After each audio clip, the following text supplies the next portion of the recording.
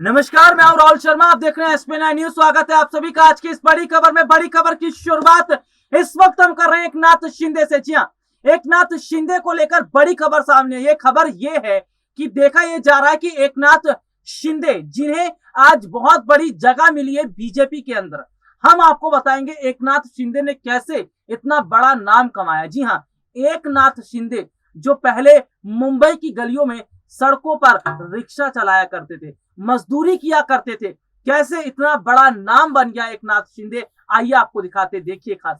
महाराष्ट्र में मौजूदा राजनीतिक उथल पुथल में जिस शख्स का नाम सबसे ज्यादा चर्चा में है वह है एकनाथ शिंदे। ठाणे की कोपरी पचपा खाड़ी विधानसभा सीट से विधायक और मौजूदा सरकार में नगर विकास और सार्वजनिक निर्माण मंत्री शिंदे की ठाणे में मजबूत पकड़ है। एकनाथ एक नाम नहीं बल्कि अपने आप में एक पार्टी है। ठाणे की जनता उन्हें शिवसेना के संस्थापकों में से एक आनंद चिंतामणि दिघे के प्रतिबिंब के रूप में देखती है। यही वजह है कि लोग आंख बंद करके शिंदे के फैसले के साथ खड़े रहते हैं।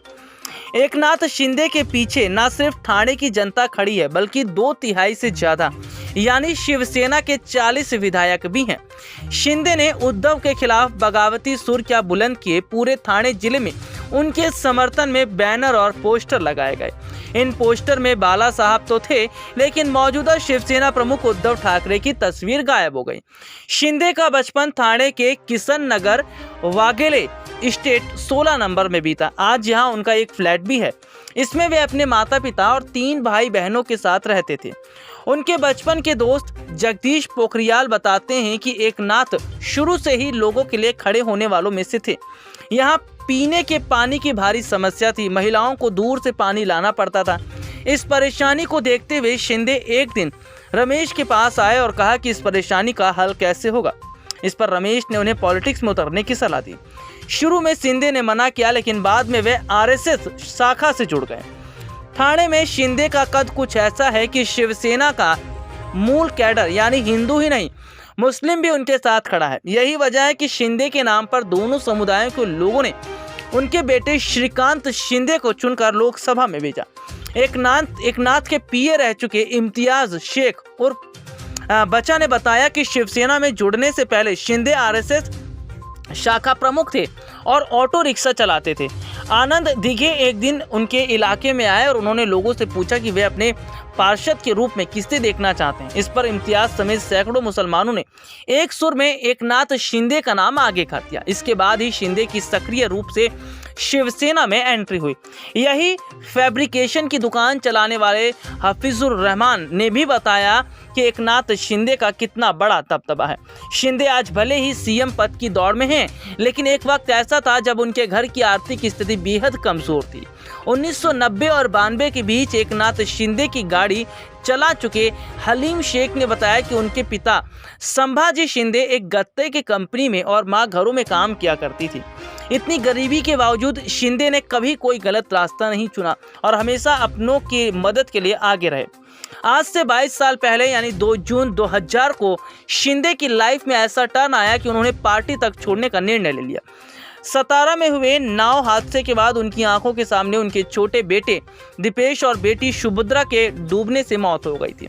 इस मौत के बाद शिंदे इस कदर टूट गए कि उन्होंने राजनीति से संन्यास का ऐलान कर दिया। शिंदे के साथ पिछले 40 सालों से रह रहे देवीदास चालके ने बताया कि बच्चों की मौत के बाद एकनाथ ने खुद को एक कमरे में कैद कर लिया था। वे किसी से नहीं मिलते थे, ना किसी से बात करते थे। फिर उनके राजनीतिक गुरु और शिवसेना के कद्दावर नेता आनंद दिघे ही उन्हें वापस राजनीति में लाए। देवीदास चालके ने यह भी बताया कि परिवार को आर्थिक तंगी से उबारने के लिए एकनाथ शिंदे ऑटो चलाने के साथ साथ लेबर कॉन्ट्रैक्टर के रूप में भी काम करते थे। कई बार ऐसा हुआ कि काम ज्यादा आ गया और मजदूर कम होते थे। ऐसे समय में खुद शिंदे ने बतौर लेबर का काम भी किया। धीरे धीरे उनका राजनीति की तरफ रुख बढ़ता चला गया और देखने को मिला कि बहुत बड़ी ताकत एकनाथ शिंदे बन गए। इतने बड़ी संख्या में विधायकों को अपने साथ लेकर वो चल रहे हैं। ऐसे में माना जा रहा है कि एकनाथ शिंदे की ही वजह से जो है महाराष्ट्र में शिवसेना को झटका लगा। हालांकि शिंदे कहते हैं कि उद्धव ठाकरे ने उन्हें दरकिनार कर दिया था, जिस वजह से उन्होंने शिवसेना छोड़ दी। तो देखा आपने हमारी खास रिपोर्ट देखी। सीधे सीधे तौर पर देखा जा रहा है कि किस तरह से एकनाथ शिंदे को, जी हाँ, एक नाथ शिंदे को जो बड़ी जगह मिली है, एक नाथ शिंदे को जिस तरह से बीजेपी ने बड़ा सम्मान दिया, ये देखा जा रहा है कि एक नाथ शिंदे के पास विधायकों की बहुत बड़ी संख्या थी। दरअसल बहुत बड़े हद तक अगर माना जाए, महाराष्ट्र में बीते काफी समय से, जी हाँ, नाराजगी चल रही थी एक नाथ शिंदे की, उद्धव ठाकरे की, और सीधे सीधे तौर पर देखने को मिला कि जब एक नाथ शिंदे को लगा कि उन्हें जगह नहीं मिल पाएगी शिवसेना के अंदर, तो सीधे सीधे तौर पर यह माना गया कि एक नाथ शिंदे ने खुद को शिवसेना से अलग कर लिया, उनके साथ बाकी विधायकों की बड़ी संख्या, और बीजेपी ने अब ये कह दिया कि हम सरकार बनाने के लिए तैयार हैं और जल्द ही सरकार बीजेपी बनाएगी। आज के लिए इतना ही, आपसे फिर दोबारा मुलाकात होगी, तब तक के लिए इजाजत दीजिए, नमस्कार।